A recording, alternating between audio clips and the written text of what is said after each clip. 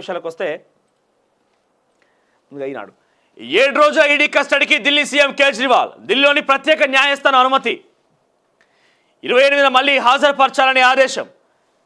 అయితే ఆప్ అగ్రనేతే కుంభకోణం సూత్రధారని ఛార్జ్ షీట్లో స్పష్టీకరణ. సౌత్ గ్రూప్ సంస్థకు అనుకూలంగా మద్యం పాలసీ. ప్రతిఫలంగా హవాలా మార్గంలో భారీగా ముడుపులు. ట్రయల్ కోర్టులో ఈడీ వాదనలు. సో ఏం చేసిందంటే ఇక్కడ విషయము, ఇంతకీ కవిత ఇన్వాల్వ్మెంట్ ఏంది, ఆమ్ ఆద్మీ పార్టీకి సంబంధించి కేజ్రీవాల్ ఇన్వాల్వ్మెంట్ ఏందని మనం పరిశీలిస్తే, కవిత ఏమో సౌత్ గ్రూప్లో భాగస్వామ్యమైన వ్యక్తి. సౌత్ గ్రూప్లో కీలకమైన వ్యక్తిగా ఉంది కవిత. సో సౌత్ గ్రూప్ ద్వారా అరవింద్ కేజ్రీవాల్ ఆమ్ ఆద్మీ పార్టీకి 100 కోట్ల రూపాయల ముడుపులు ఇచ్చింది. దేనికోసం? మద్యం పాలసీలో వీళ్ళకు సౌత్ గ్రూప్కి అనుకూలంగా. సౌత్ గ్రూప్ అంటే అదేం కంపెనీ కాదు, సౌత్ నుంచి వచ్చిన వ్యక్తులు అంతా ఎవరు? శరత్ చంద్రారెడ్డి, మాగుంట శ్రీనివాసులు, మాగుంట రాఘవ, అభిషేక్ బోయినపల్లి, అరుణ్ రామచంద్ర పిల్లై, బుచ్చిబాబు ఇన్వాల్వ్ అయిన వీళ్ళ పేర్లు అయితే ఉన్నాయో ఇవన్నీ కూడా సౌత్ దక్షిణ భారతదేశానికి సంబంధించిన వ్యక్తులు. అందుకే సౌత్ గ్రూప్గా కొంత ఇలా చెప్పబడుతుంది. మరి కంపెనీ ఉన్నదా లేదా అనే విషయం పక్కన పెడితే, అయితే ఏమైంది, ఈ యొక్క ఆమ్ ఆద్మీ పార్టీకి 100 కోట్ల రూపాయలు కవిత ద్వారా పోయినాయి అరవింద్ కేజ్రీవాల్కి. సో కవిత అరెస్ట్ అనే విషయం ఏంటంటే, మద్యం పాలసీలో ఇక్కడ పాలసీ మేకింగ్లో అక్రమాలకు పాల్పడ్డారనే దాని విషయంలో ఆమ్ ఆద్మీ పార్టీకి సంబంధించిన నేత అరవింద్ కేజ్రీవాల్ అరెస్ట్ చేయడం జరిగింది. సో అక్రమాలకు డబ్బులు తీసుకొని క్విడ్ ప్రో కాంటారు, దీన్ని డబ్బులు తీసుకొని పాలసీ మేకింగ్ చేసి ఒక సంస్థకి లబ్ధి చేకూరే ప్రయత్నంలో భాగంగా ఆమ్ ఆద్మీ పార్టీకి సంబంధించిన అరవింద్ కేజ్రీవాల్ అరెస్ట్ చేయడం జరిగింది. ఇది మనీ లాండరింగ్ కిందికి సంబంధించిన అంశం కవితకు వర్తిస్తుంది. ఎందుకంటే ఈ 100 కోట్ల రూపాయలు ఏడికెళ్ళి వచ్చినాయి. ఇక్కడ ఆమ్ ఆద్మీ పార్టీకి సంబంధించి కేటాయించిన నేపథ్యంలో ఏం ట్యాక్సులు కట్టినావు, నువ్వు 100 కోట్ల రూపాయలు ఏడ సమకూర్చుకోవాలి అనే విషయంలో కవిత అరెస్టు, అక్రమాలకు పాల్పడ్డ విషయంలో అరవింద్ కేజ్రీవాల్ అరెస్టు. సో మరి ఇక్కడ అరుణ్ రామచంద్రపై వీళ్ళెవరనంటే సౌత్ గ్రూప్ ద్వారా 100 కోట్ల రూపాయలు అరవింద్ కేజ్రీవాల్కి ఇచ్చి ఇండో స్పిరిట్స్ అని చెప్పి కవితకు సంబంధించి బినామీగా ఆరోపణలు ఎదుర్కొన్నటువంటి అరుణ్ రామచంద్ర పిల్లై యొక్క రిప్రజెంటేషన్ ఎక్కువగా ఉంటుంది ఇండో స్పిరిట్స్లో. ఈ ఇండో స్పిరిట్స్ ద్వారా వీళ్ళు మద్యం అమ్మకాలు చేసుకుంటారు ఇక్కడిగా. సో మద్యం పాలసీలో ప్రైవేట్ వ్యక్తులకి ఇష్టానుసారంగా అమ్ముకునేటట్టుగా, లేకుంటే ఎక్కడ పడితే అక్కడ వైన్ షాపులు తెరిచేటట్టుగా, ధర నిర్ణయించినట్టుగా, ఇష్టం వచ్చిన బ్రాండ్లు అమ్ముకునేటట్టుగా, ఎటువంటి ట్యాక్స్ లేకుండా ఫ్రీనెస్ కలిగించే పాలసీ మేకింగ్లో అరవింద్ కేజ్రీవాల్ యొక్క పాత్ర ఉంటే, ఆ పాలసీ తయారు చేయడం కోసం ముడుపులు అందించిన దాంట్లో కవిత పాత్ర ఉన్నది. ఎందుకోసం? తమకు సంబంధించిన సంస్థ ఇండో స్పిరిట్స్ అనే సంస్థ ఇక్కడ ఢిల్లీలో మద్యం అమ్మకాలు చేపట్టాలి. మద్యం పాలసీకి సంబంధించి వాళ్ళు అక్కడ ఈ యొక్క పాలసీలో ఉన్నటువంటి లోపాల కారణంగా వీళ్ళు డబ్బులు సంపాదించాలి. ఈ డబ్బులు డైరెక్ట్ వాళ్ళు ఎడికి పోతాయి, కవితకే పోతాయి. సో ఈ తతంగం మొత్తం కూడా ఢిల్లీ లిక్కర్ స్కామ్లో జరిగింది.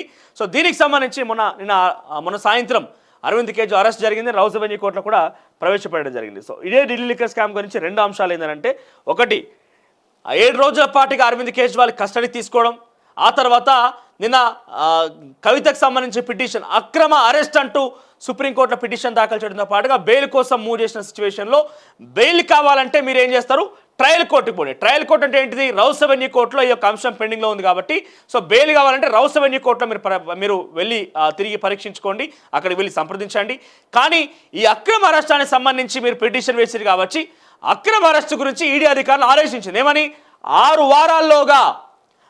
వారాల్లోగా ఈ అక్రమ అరెస్ట్ అని చెప్పి బాధితురాలు లేకపోతే అక్కడ నిందితురాలుగా ఉన్నటువంటి కవిత చెప్పింది కాబట్టి, ఏ రకంగా దీనికి సంబంధించి క్లారిటీ ఇవ్వాలనుకుంటున్నారో మీరు దీని వివరణ ఇవ్వాలని చెప్పి ఈడీ అధికారులకి ఆదేశాలు జారీ చేసింది.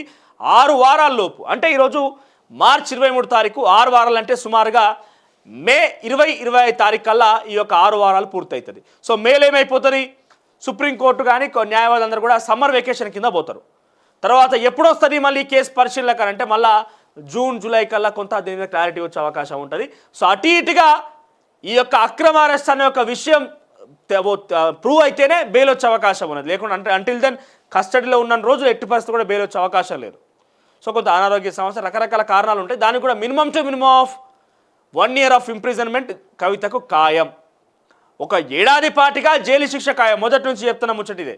1 ఏడాది పాటుగా బయటకు వస్తే ఆధారాలను కొంత ఇన్ఫ్లుయెన్స్ చేస్తుందనో, లేదంటే ఆధారాలను తప్పుదో పట్టిస్తుందనో, అన్ని రకమైనటువంటి కొంత ఇబ్బందులు ఉన్నాయి కాబట్టి పూర్తిగా 1 ఏడాది పాటుగా కవితని జైల్లో నిర్బంధించడం ఖాయంగా కొన్ని రాజకీయంగా లేకపోతే విశ్లేషకులు కావచ్చు, లేకపోతే ముఖ్యంగా టెక్నికల్గా అడ్వకేట్ చెప్తున్నటువంటి మాట. సో ప్రముఖ న్యాయవాదులు చెప్తున్న మాట. సో అదే కోవలోకి వచ్చిన వ్యక్తిగా అరవింద్ కేజ్రీవాల్ కూడా ఇక్కడ అక్రమాలకు ప్రేరేపించిన కారణంగానే ఆ కవితకి అన్ని రోజులుగా కొంత ఇబ్బంది కలిగిస్తే, మరి అక్రమాలు చేసిన వ్యక్తికి అరవింద్ కేజ్రీవాల్కి ఎన్ని రోజులు శిక్ష పడుతుందో మీరే గమనించాలి. ఇక సో ఇవన్నీ నిజమై ఉండొచ్చు, ఇవన్నీ అక్రమ అరెస్టులు ఎన్ని రోజులు ఉంటుంది శిక్ష ఏ రకంగానే అన్ని నిజమై ఉండొచ్చు. కానీ ఇక్కడ బీజేపీ పార్టీ ఎన్నికల ముందే ఎందుకు తెరలేపింది? మీరు నిజానికి చేయాల్సి ఉంటే 2021లో ఢిల్లీ లిక్కర్ స్కామ్ పాలసీ అనేది ఇంప్లిమెంట్ అయితే 2021 నుంచి 2024 మార్చి దాకా ఎందుకు చూడాల్సి వచ్చింది? మార్చి 15 తేదీన కవిత అరెస్ట్ చేయడం జరిగింది. ఎందుకు ఇన్ని రోజుల సమయం వేచి ఉండాల్సి వచ్చింది? సో ఢిల్లీ లిక్కర్ స్కామ్లో ఛార్జ్ షీట్లు వేసి దీన్ని ఒక సీరియల్ తరహాలో పొడిగిస్తున్నారు తప్ప ఎన్నికల రాంగ్ అరెస్ట్ చేయడంతో ఏమైందంటే, ఒకటి ప్రజల్లో మోదీకి సంబంధించి కొంత ఆ ఫ్యూడల్ విధానం అనేది భయాందోళన గురి చేసే పరిస్థితి. ఏంటంటే క్షేత్రస్థాయిలో ఏదైనా కింది స్థాయి నాయకులు కానీ లేకపోతే ఇక్కడ ఎంపీలు కానీ మంత్రులు కానీ ఎవరైనా కొంత ముందుకు పోయి జస్ట్ బీజేపీని ఢీకొంటామని చెప్పి గట్టిగా వాయిస్ రేజ్ చేస్తే వాళ్ళు మళ్ళీ ఏం చేస్తారు? ఈడీని డిప్లాయ్ చేస్తారు. ఈడీని పంపించి మళ్ళీ విచారణలు, సోదాలు, లేకపోతే ఇబ్బంది గురి చేసుడు, కేసులు పెట్టుడు, కస్టడీకి తీసుకున్నాడు. సో ఈ రకమైన ఇబ్బందులు చేసేటువంటి, ఎందుకంటే ఏకంగా దీంట్లో ముఖ్యమంత్రిని కొట్టగలిగిన ఆఫ్టర్ ఆల్ మంత్రిని తను భయపడే అవకాశం కూడా ఉంటుంది కదా క్షేత్రస్థాయిలో. సో ఆ భయాందోళన వాతావరణాన్ని క్రియేట్ చేయడం అనేది మోదీకి సంబంధించి ఒక వ్యూహంలో భాగంగా ఇవన్నీ కూడా కొనసాగుతున్నాయి. He's a master mind. ఉత్తగానే సీఎం నుంచి గుజరాత్లో ఒక ఛాయ్ అమ్ముకుంటానని చెప్పే దగ్గర నుంచి ప్రధాని అయినారంటే ఎంతమందిని కొట్టుంటాడో, ఎంతమంది తిట్టుంటాడో, ఎంతమందిని తినుంటాడో అవసరమైతే, ఎంతమందిని ఈ స్థాయికి పోవాలంటే ఉత్తగానే నేరుగా అది ఏమంటారు పూలపాన్ పేం కాదు. హిందూ ధర్మం పేరిట ఎంతమందిని మోసం చేసి ఉంటాడు, ఎంతమందిని రెచ్చగొట్టి ఉంటాడు, హిందూ న్యాయం ధర్మం లేకుంటే ఇటువంటి వ్యక్తులని ఎంతమందిని అణచివేసి ఎంతమందిని ఇబ్బంది గురి చేసి ఎన్ని రకాలుగా మెట్లు వేసుకొని ఉంటే ఈ స్థాయికి పోయగలుగుతాడు. So is a master mind. ఎన్నికల సందర్భంలోనే ఢీకొంటే ఒకటి ప్రజల్లో కొంత భయాందోళన వాతావరణమో, నాయకుల్లో కొంత భయాందోళన కలిగించే అంశమో ఒకటైతే, రెండో అంశం కింద అవినీతిని రూపమాపే విషయంలో మోదీ అనే ఒక నినాదం పోతుంది. ఒకటి పాజిటివ్గా ఆలోచించే వాళ్ళకి పాజిటివ్, నెగిటివ్ ఆలోచించే వాళ్ళు నెగిటివ్. కానీ ఏదేమైనా చివరిగా తన గెలిపే లక్ష్యంగా పావులు గడిపింది అనేది చాలా స్పష్టం. ఇకపోతే చాలా స్పష్టంగా అరవింద్ కేజ్రీవాలే పాత్రధారి, సూత్రధారి అని చెప్పి చాలా స్పష్టంగా అర్థమైంది.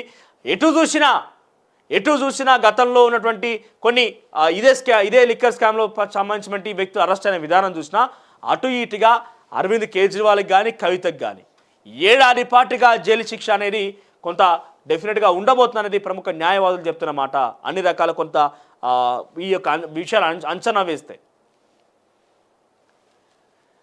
ఈరోజు నుంచి ఈడీ విచారించబోతోంది అరవింద్ కేజ్రీవాల్ని. సో కవితతో పాటుగా అరవింద్ కేజ్రీవాల్ విచారించే అవకాశం కూడా ఉన్నట్టుగా కొంత తెలుస్తోంది. చూద్దాం మరి ఏం జరగబోతుంది అనేది. తర్వాత మేడిగడ్డ నిర్మాణం లోపాలమయం.